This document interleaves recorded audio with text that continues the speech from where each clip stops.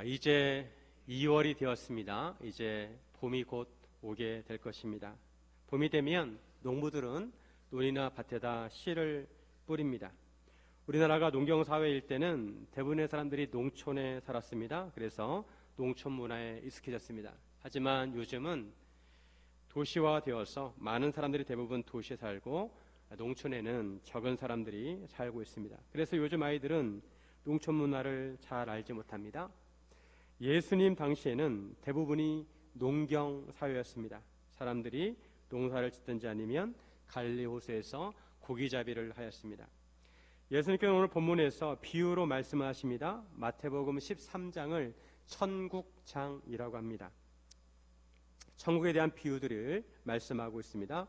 마태복음에는 크게 5번의 큰 설교가 나오는데 마태복음 5장에서 7장까지는 산상수훈에 대해서 말씀하시고 마태복음 10장은 선교에 대해서 말씀하시고 오늘 본문에서는 천국에 대해서 말씀하고 있습니다. 예수님께서 이 땅에 복음을 전하러 오셨습니다. 그리고 사람들이 이 복음을 듣고 예수를 믿고 구원받기를 원하십니다. 그런데 예수님께서 전하시는 복음을 듣는 사람도 있지만 듣기를 거부하는 사람도 있었습니다. 예수님의 복음을 듣는 사람과 듣지 않는 사람은 그 마음이 달랐습니다.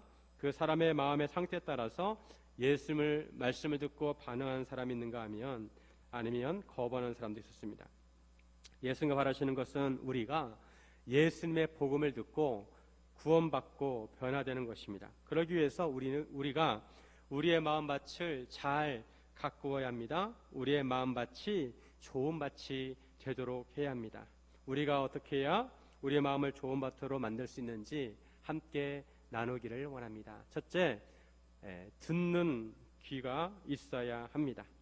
우리의 마음이 좋은 밭이 되기 위해서는 예수의 말씀을 듣고 깨달아야 합니다. 우리에게 예수 말씀을 듣는 귀가 있어야 합니다. 1절에 보면 그날에 라고 했어요. 그날에 예수님께서 집에 나가셔서 바닷가에 앉으셨습니다. 그날은 앞에 보면 바리새인들과 서기관들로부터 많은 공격을 받은 날입니다.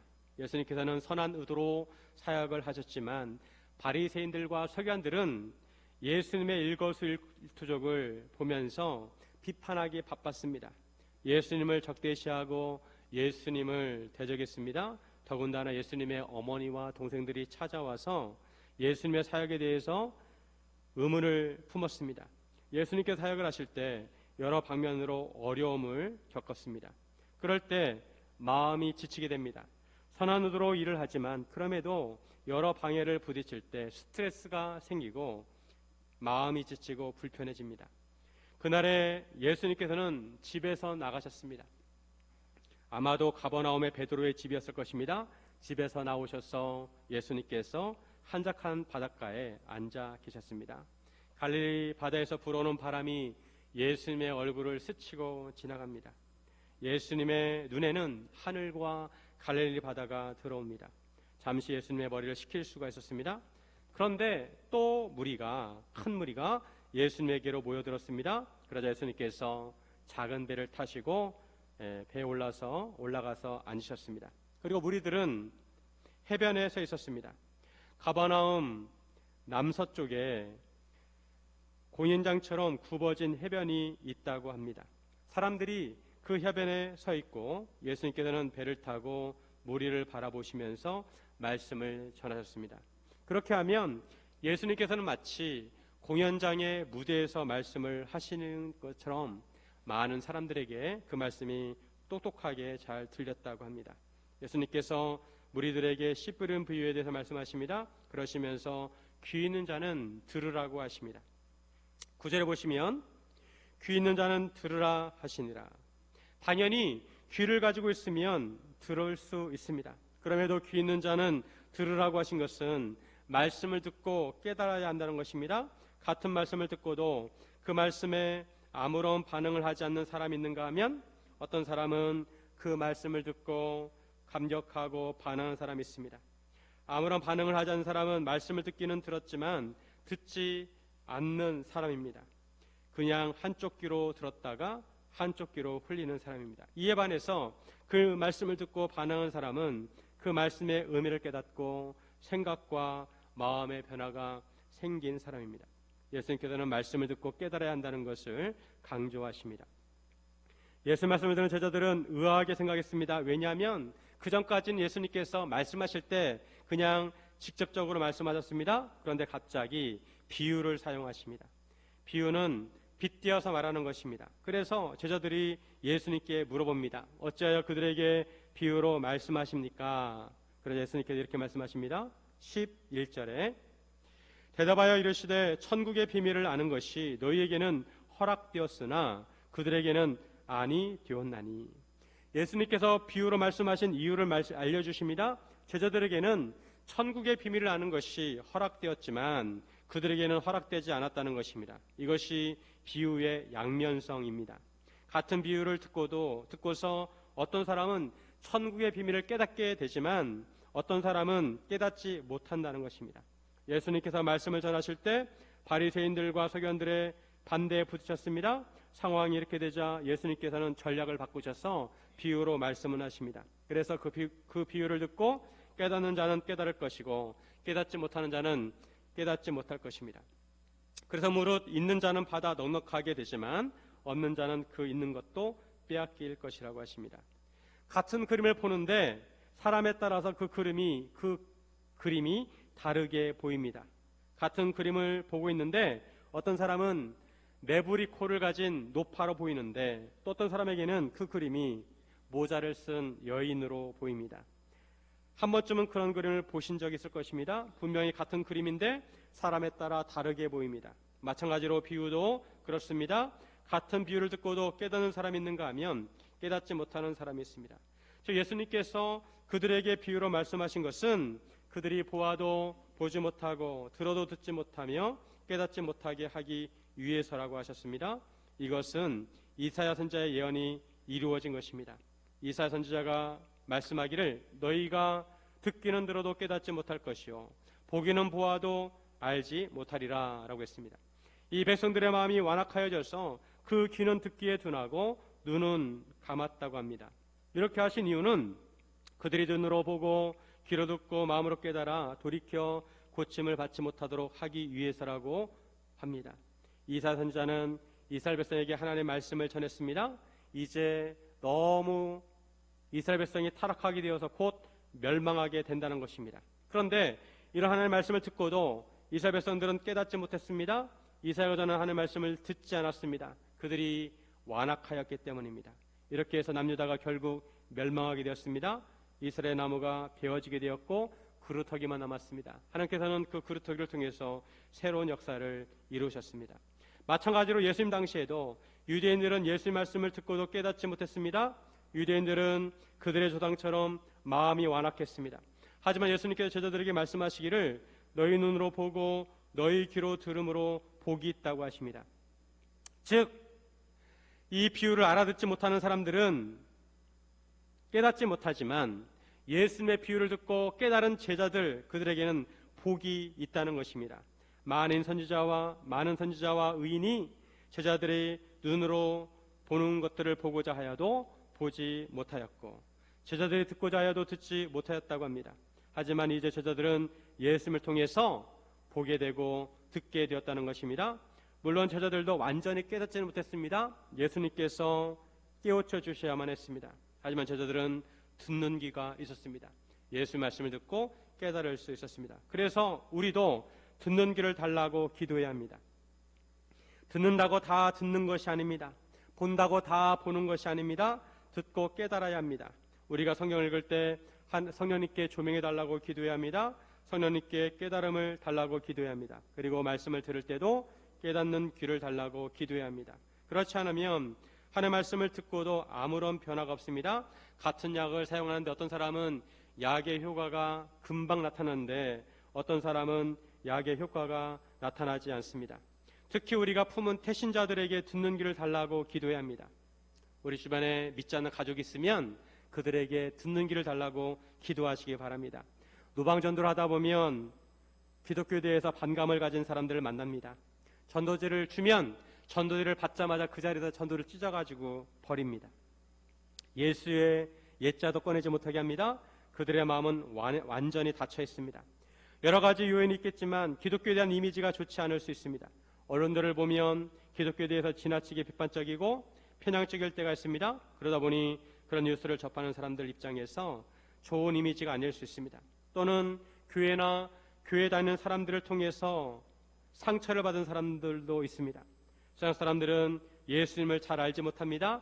예수님의 이름은 알지만 예수님이 어떤 분이시고 예수님이 어떤 사역을 하셨는지 잘 알지 못합니다. 그들은 우리를 보고 예수님을 압니다.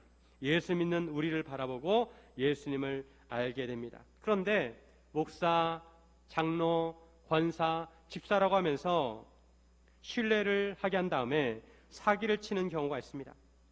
이런 일을 당한 사람 입장에서 보면 교회나 예수님에 대한 관심을 갖기보다 피해의식이 클 것입니다.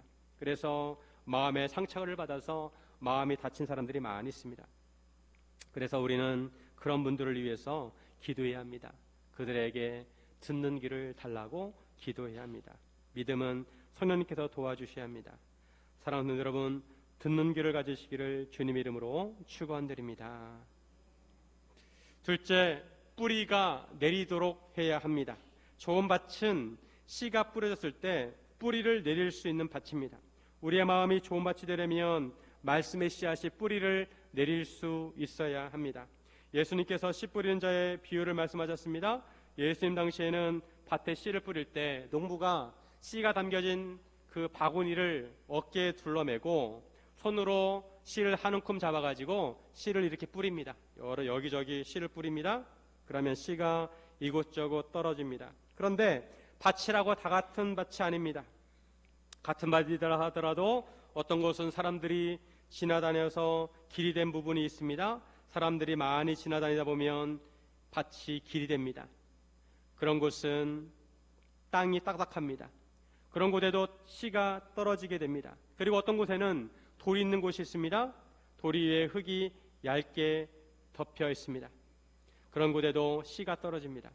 예수님께서 말씀하시기를 덜어는 길가에 떨어졌는데 새들이 와서 그 씨를 먹어버렸다는 것입니다. 그리고 덜어는 흙이 얕은 돌밭에 떨어졌는데 흙이 깊지 않아서 곧 싹이 나오지만 해가 돋은 후에 바로 타서 뿌리가 없어서 말라버린다는 것입니다. 예수님께서 무리들에게 이런 비유를 말씀하시고 그 후에 제자들에게 이 비유에 대해서 설명을 해주십니다. 씨가 길가에 뿌려진 경우에 대해서 이렇게 설명해 주십니다. 19절에 보시면 아무나 천국 말씀을 듣고 깨닫지 못할 때는 악한 자가 와서 그 마음에 뿌려진 것을 빼앗나니 이는 곧 길가에 뿌려진 자요. 길가에 뿌려진 씨를 새가 와서 먹어버렸다고 하셨는데 이것은 천국 말씀을 듣기는 들었는데 깨닫지 못할 때 악한 자가 와서 그 마음에 뿌려진 것을 말씀을 빼앗아 갔다는 것입니다. 비유를 이해할 때는 비유가 각각 무엇을 의미하는지 이해해야 합니다. 이 씨 뿌리는 비유에서 씨 뿌리는 자는 예수님을 의미합니다. 그리고 이 씨는 복음, 하나님의 말씀을 의미합니다. 그리고 밭은 이스라엘 백성, 그리고 하나님의 말씀을 듣는 사람을 의미합니다. 씨가 길가에 떨어진 경우는 말씀을 듣기는 듣는데 깨닫지를 못하는 경우입니다. 사단이 와서 마음에 뿌려진 것을 바로 빼앗아갑니다. 이런 경우 하나님의 말씀을 듣기는 듣는데 마음이 닫혀 있어서 들어도 반응하지 않습니다. 말씀이 마음 안으로 들어가지 못합니다. 하나님의 말씀을 그냥 단순한 소리로 들립니다. 들어도 무슨 의미인지 알지 못합니다. 아예 마음이 닫혀 있어서 들으려고도 하지 않습니다. 이런 마음은 교만한 마음입니다. 마음이 교만한 사람은 마음이 딱딱합니다. 바늘로 찔러도 피가 나오지 않습니다. 귀를 아예 막아버리고 들으려고 하지 않습니다. 가게 문 앞에 셔터를 내린 것처럼 아예 처음부터 차단을 합니다. 자기 세계에 빠져 있어서 복음을 들으려고 하지 않습니다. 이런 경우 마음이 딱딱해서 복음의 씨앗이 뿌려져도 뿌리를 내릴 수가 없습니다. 새가 금방 낚아채 가버립니다.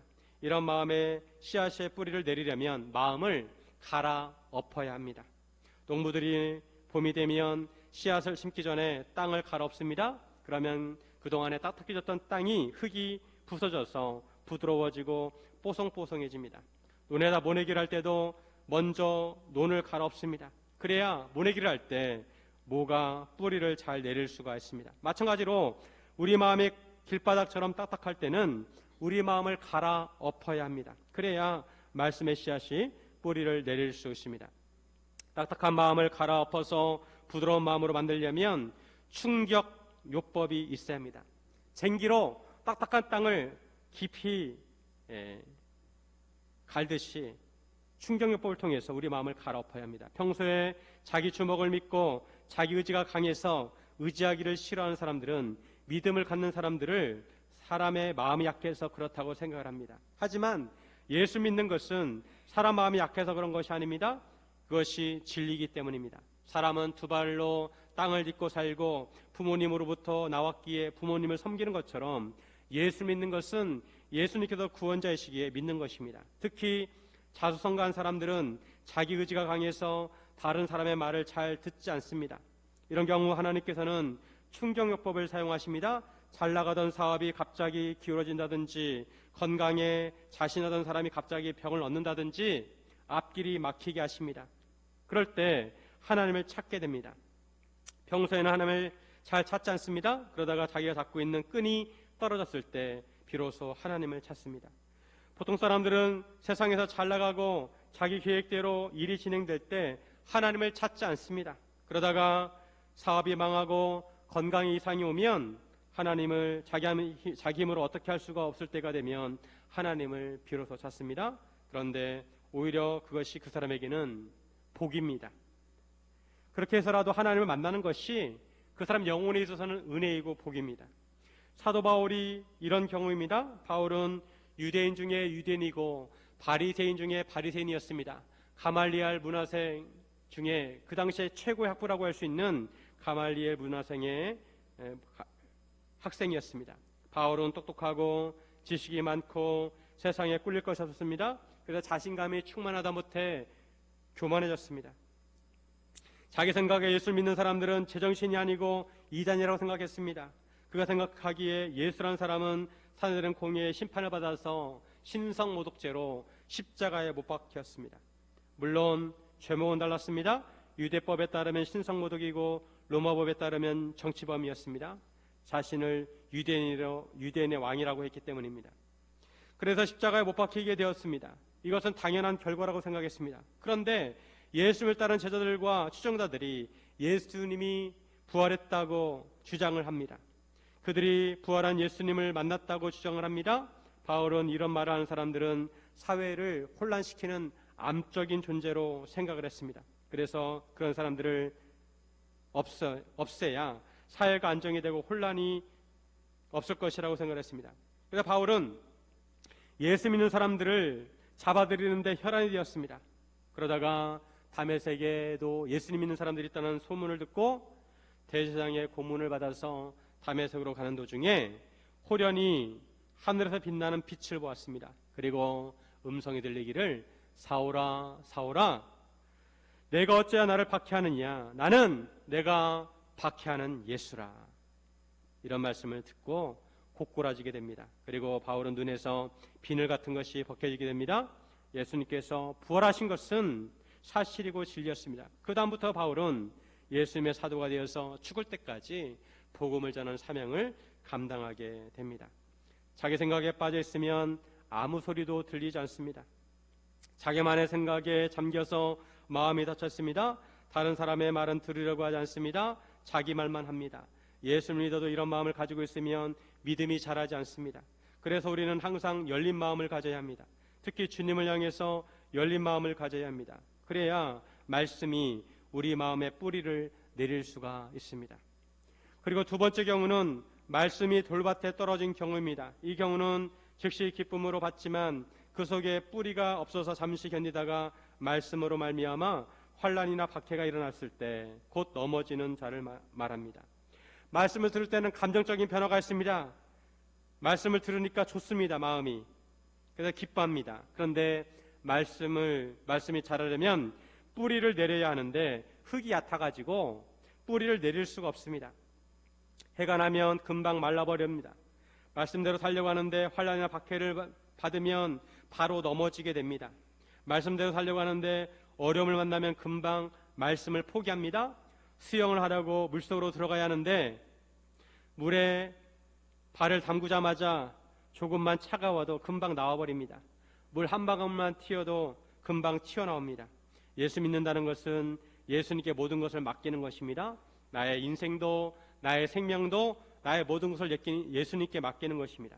이것이 믿음입니다. 그래서 예수님을 주님이라고 부릅니다. 그런데 마음이 돌짝밭인 사람은 조그마한 어려움을 만나면 금방 믿음을 포기합니다. 예수님을 끝까지 붙들어야 하는데 조금만 힘들면 믿음의 끈을 놓아버립니다. 우리가 착각하지 말할 것은 예수 믿어도 어려운 일을 만날 수 있다는 것입니다. 예수 믿어도 힘든 일이 있을 수 있습니다. 그럼에도 예수님을 믿어야 합니다. 예수님을 믿는 것은 결혼과 같습니다. 한 남자와 한 여자가 만나서 결혼을 해서 서로 사랑하기 때문에 결혼합니다. 요즘은 결혼 문화가 많이 바뀌어가지고 주례를 없이 결혼을 많이 하지만 예전에 흔히 주례를 할 때 뭐라고 하냐면 검은 머리가 파풀이가 될 때까지 괴로우나 즐거우나 슬프나 힘드나 함께 하라고 합니다. 예수님께서도 하나님께서 짝지어 주신 것을 사람이 나누지 못할 것이라고 합니다. 함께 결혼했으면 인생을 함께 살아가면서 여러 가지 일들을 다 함께 겪는 것입니다. 기쁜 일, 좋은 일만 있는 것이 아니라 어려운 일도 있습니다. 마찬가지로 예수님을 믿게 되면 예수님과 하나가 되어서 인생의 모든 일을 다 함께 겪는 것입니다. 우리가 예수 믿는 것은 예수님의 신부가 되는 것입니다. 예수님께서는 우리에게 자기 십자가를 지고 따르라고 하셨습니다. 십자가는 희생이고 헌신이고 고난입니다. 십자가는 죽음입니다. 자기 생명까지 걸어야 합니다. 세상이 예수님을 미워하기 때문에 예수 믿는 사람들을 미워하는 것은 당연한 것입니다. 세상에서 환난을 당하지만 인내하라고 하셨습니다. 마음에 돌짝 빠진 사람들에게 말씀의 뿌리를 내리도록 하려면 밭에 있는 돌을 골라서 집어내야 합니다. 밭에 돌이 있으면 돌을 주워서 밖으로 던져야 합니다. 그래야 밭에 씨앗을 뿌려질 때 뿌리를 잘 내릴 수가 있습니다. 마찬가지로 우리의 마음밭에서 돌을 제거해야 합니다. 예수님과의 관계를 최우선에 두고 예수님과의 관계에서 방해가 되는 것들이 있다면 그런 것들을 제거해야 합니다. 심지어 자기 생명이 걸림돌이 된다면 생명까지도 버려야 합니다. 그래야 마음밭에 말씀의 씨앗이 뿌리를 내릴 수가 있습니다. 우리는 우리의 마음밭을 깊이 파야 합니다. 그래야 어떤 어려움이 와도 뿌리를 깊게 내려서 흔들리지 않을 수가 있습니다. 사랑하는 여러분, 좋은 마음밭을 만드시기를 주님의 이름으로 축원드립니다. 셋째, 막힘없이 자라게 해야 합니다.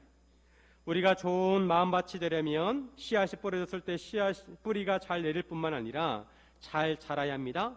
자라는데 막힘이 없어야 합니다. 그래야 끝까지 자라서 열매를 맺을 수가 있습니다. 밭에 씨를 뿌릴 때 네 가지 경우가 있습니다. 앞에서 길에 떨어진 경우와 돌밭에 떨어진 경우를 살펴보았습니다. 세 번째 경우는 가시떨기에 떨어진 경우입니다. 씨가 밭에 떨어져 뿌리는 내렸습니다. 그런데 싹이 나고 자라려고 하는데 가시떨기가 막고 있습니다. 그래서 더 이상 자라지 못합니다. 그래서 열매를 맺을 수가 없습니다. 이런 경우는 말씀을 듣지만 세상의 염려와 재물의 유혹에 말씀이 막혀 결실을 하지 못하는 경우입니다. 22절 같이 한번 있습니다. 가시떨기에 뿌려졌다는 것은 말씀을 들으나 세상의 염려와 재물의 유혹에 말씀이 막혀 결실하지 못하는 자요. 복음을 듣고 믿음이 자라기는 자랍니다. 그런데 믿음의 열매를 맺어야 하는데 믿음의 열매를 맺지 못합니다. 믿음의 열매를 맺으려면 예수님께 붙어 있어야 합니다. 예수님께 딱 붙어 있어야 합니다. 예수님은 포도나무이시고 우리는 가지입니다. 우리가 예수님께 붙어 있어야 물과 영양분을 예수님부터 공급받아 가지고 열매를 맺을 수가 있습니다. 요한복음 15장 5절에 나는 포도나무요 너희는 가지라. 그가 내 안에 내가 그 안에 거하면 사람이 열매를 많이 맺나니 나를 떠나서는 너희가 아무것도 할 수 없습니다. 우리 예수님을 떠나서는 아무것도 할 수가 없습니다. 가지가 나무에 붙어 있지 않으면 말라버립니다. 그리고 밖에 버려져 불구덩이에 던져 넣습니다. 그처럼 예수님으로부터 떨어지면 가지가 포도나무에서 떨어지면 말라버리고 열매를 맺을 수가 없습니다. 그러면 예수님께 붙어 있다는 것은 구체적으로 무엇을 의미할까요?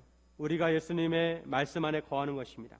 예수님의 말씀 안에 거한다는 것은 또한 예수님의 말씀에 순종한다는 것입니다. 요한복음 15장 7절과 8절에 보시면 너희가 내 안에 거하고 내 말이 너희 안에 거하면 무엇이든지 원한 대로 구하라. 그리하면 이루리라.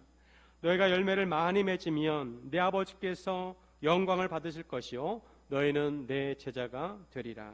우리가 예수님 말씀에 순종해야 열매를 많이 맺을 수가 있습니다. 그래야 하나님 아버지께 영광을 돌릴 수 있습니다. 그리고 예수님의 제자가 될 수가 있습니다.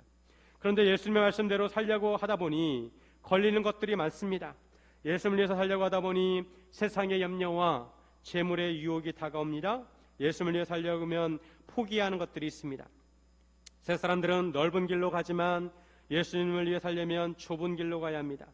세 사람들의 삶의 목표가 달라집니다. 세 사람들은 세상에서 성공하는 것이 삶의 목표입니다. 돈도 많이 벌고 사람들에게 인정을 받고 유명해지는 것이고 그리고 명예를 얻는 것입니다. 삶을 즐기면서 사는 것입니다. 다른 사람들이 어떻게 되든 말든 자기 이익을 위해서 살아갑니다. 하지만 예수님을 위해서 살려고 하는 사람은 이러한 개인적인 이익과 행복을 포기해야 할 때가 있습니다. 세 사람들은 좀 더 좋은 자리, 좀 더 높은 자리 가기를 원합니다. 그런데 예수님께서는 세상적으로 좋은 자리가 아니라 사명의 자리로 가라고 하십니다. 거창고등학교의 직업시키명처럼 사람들이 알아주지 않는 곳, 사람들이 주목하지 않는 곳, 중심이 아니라 가장자리, 높은 자리가 아니라 낮은 자리로 가라고 하십니다. 이럴 때 마음속에 갈등이 일어납니다. 믿음으로 살려고 하니 포기하는 것들이 많습니다. 세상의 부귀영화를 누리고 싶은데 그런 것들을 포기합니다. 사람들의 주목과 인정을 받고 싶은데 그런 것도 포기합니다. 인간적으로 돈도 많이 벌어서 호강을 하고 싶은데 예수를 믿으면 그런 것들을 포기해야 할 때가 있습니다. 그러다 보니 재물의 유혹을 많이 받기도 하고 세상적으로 염려가 생기기도 합니다. 우리가 순종해야 하는 예수 말씀 중의 핵심은 서로 사랑하라는 것입니다. 요한복음 15장 12절 같이 한번 읽습니다. 내 계명은 곧 내가 너희를 사랑한 것 같이 너희도 서로 사랑하라 하는 이것이니라. 예수님 계명 중에 가장 중요한 계명 서로 사랑하라입니다. 예수님의 제자가 되려면 서로 사랑해야 합니다. 그런데 우리 마음을 가만히 살펴보면 예수의 마음을 담지 못하고 오히려 세상적인 마음을 가질 때가 있습니다. 이기적인 마음, 비교의식, 경쟁의식으로 인해서 다른 사람을 사랑하기보다 오히려 자기 자신을 사랑하는 마음이 더 클 때가 있습니다. 같이 예수님을 믿으면서도 서로 사랑하기보다 시기하고 질투합니다. 다른 사람이 잘 되는 것을 응원해 주지 못하고 오히려 그것을 못 견뎌 합니다. 초대교회 때 성도들의 모습은 너무나 아름다웠습니다. 믿는 사람이 다 함께 모여서 모든 물건을 서로 통용하고 또 재산과 소유를 팔아 각 사람의 필요에 따라 나누어 주었습니다. 그래서 부족한 사람이 없었습니다. 날마다 마음을 같이 성전에 모여서 하나님께 예배를 드리고 또한 흩어져서 집에서 삼삼오오 모여서 떡을 떼며 즐거운 마음으로 순전한 마음으로 하나님을 찬미했습니다. 성도들이 다 성령 충만하여 천국 같은 삶을 살았습니다. 세상 사람들도 이런 교회의 모습을 보고 칭찬했습니다. 그런데 그처럼 아름다운 초대교회에도 사탄이 틈을 타서 들어옵니다. 바나바가 자기 밭을 팔아서 사도를 발 앞에 두었습니다. 각 사람들을 위해서 필요에 따라 나눠주라는 것입니다. 이것을 보고 사람들이 바나바를 칭찬합니다. 이것을 본 아나니와 삽비라도 자기 밭을 팔아서 사도들의 발 앞에 두었습니다. 그런데 문제는 일부는 감추고 일부만 내었다는 것입니다. 그때 베드로가 이렇게 말합니다. 사도행전 5장 3절에 베드로가 이르되 아나니아야 어찌하여 사탄이 내 마음에 가득하여 내가 성령을 속이고 땅값 얼마를 감추었느냐.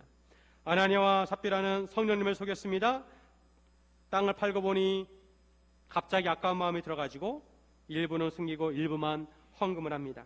문제는 땅값 전부를 헌금하지 않은 것이 아니라 하나님을 속였다는 것입니다.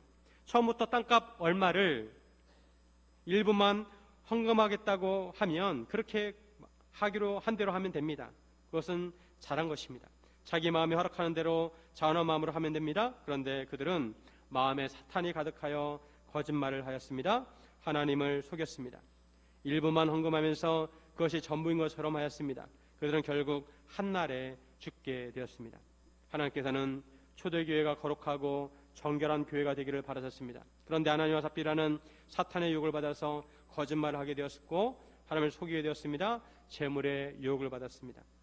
우리가 우리 마음밭을 좋은 밭으로 만들려면 이러한 가시떨기들을 우리 마음에서 제거해야 합니다. 그러려면 우리는 분명한 사명 선언을 해야 합니다.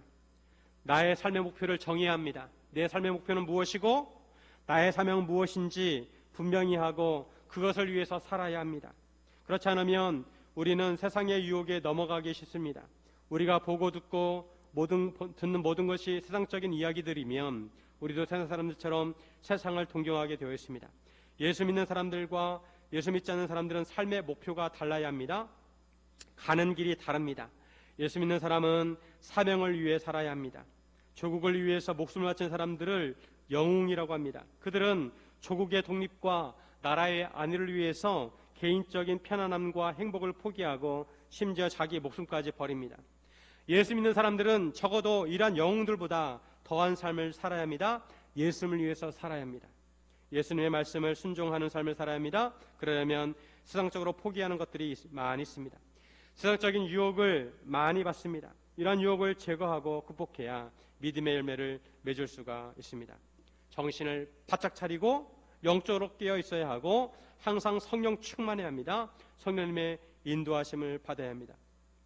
씨 뿌리는 비유의 네 번째 경우는 씨앗이 좋은 땅에 떨어진 경우입니다. 이 경우에 어떤 것은 100배, 어떤 것은 60배, 어떤 것은 30배 결실을 맺게 됩니다.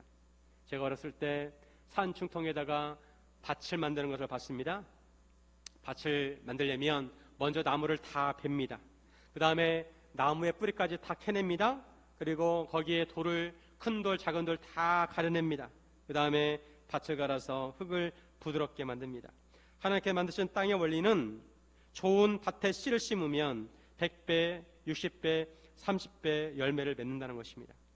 우리가 우리 마음 밭을 좋은 밭으로 만들 때 우리도 좋은 믿음의 열매를 맺을 수가 있습니다. 우리는 태어날 때 죄성을 가지고 태어나기 때문에 우리 마음은 처음부터 좋은 밭이 아닙니다. 그래서 우리 마음 밭을 좋은 밭으로 만들려면 땅을 갈아 엎어야 하고 돌멩이를 골라내야 하고 가시떨기를 걷어내야 합니다. 그럴 때 우리가 믿음의 열매를 맺을 수가 있습니다. 예수님께서 베드로에게 깊은 곳에 가서 그물을 내리라고 했습니다. 그러자 베드로가 주님, 우리가 밤새도록 고기를 잡았지만 한 마리도 잡을 수가 없었습니다. 하지만 주님의 말씀에 의지해서 제가 그물을 내리겠습니다 하고 그물을 내렸더니 어떻게 되었어요? 그물이 찢어질 정도로 고기가 많이 잡혔습니다. 그 베드로의 마음이 좋은 밭입니다. 내 경험으로는 그렇지 않지만 주님의 말씀에 의지하는 마음, 그 마음이 바로 좋은 믿음의 밭입니다. 사랑하는 여러분, 좋은 마음밭을 만드셔서 믿음의 열매를 맺으시기를 주님의 이름으로 축원드립니다.